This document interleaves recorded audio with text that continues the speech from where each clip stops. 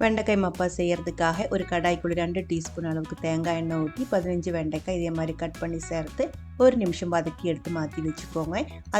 அதே கடாய்க்குள்ளே ஒரு table spoon அளவுக்கு தேங்காய் எண்ணெய், ஒரு டேபிள் ஸ்பூன் அளவுக்கு இஞ்சி, ஒரு டேபிள் ஸ்பூன் அளவுக்கு பூண்டு, கொஞ்சம் பச்சை மிளகாய், ஒரு பெரிய சைஸ் வெங்காயம் சின்ன பீஸாக கட் பண்ணி சேர்த்து வதக்கி சாஃப்ட் ஆனதுக்கப்புறம் கொஞ்சம் கருவேப்பிலை, கொஞ்சமாக உப்பு, 1/4 டீஸ்பூன் அளவுக்கு மஞ்சள்தூள், 1 டீஸ்பூன் அளவுக்கு கொத்தமல்லி பவுடர், 1/4 டீஸ்பூன் அளவுக்கு வரமிளகாய் பவுடர், 1/4 டீஸ்பூன் அளவுக்கு கரம் மசாலா பவுடர் சேர்த்து நல்லா வதக்கி ஒரு தக்காளி கூடி கட் பண்ணி சேர்த்துக்கோங்க. மூடி வச்சு தக்காளி நல்லா வெந்ததுக்கு அப்புறம் வதக்கி எடுத்து வச்சிருக்கிற வெண்டைக்காய் சேர்த்துருக்கு. கூடவே 2 கப் அளவுக்கு மீடியம் திக்னஸ் இருக்கிற தேங்காய் பால் ஊற்றி இருக்கு. தேவையான அளவுக்கு உப்பு போட்டு மூடி வச்சுக்கோங்க. வெண்டைக்காய் நல்லா வேகட்டும். திக்கானதுக்கு அப்புறம் தீ ரொம்ப கம்மி பண்ணி வச்சு 1/2 கப் அளவுக்கு கட்டியாக இருக்கிற தேங்காய் பால் கூடி ஊற்றி நல்லா மிக்ஸ் பண்ணி தீ ஆஃப் பண்ணிக்கோங்க.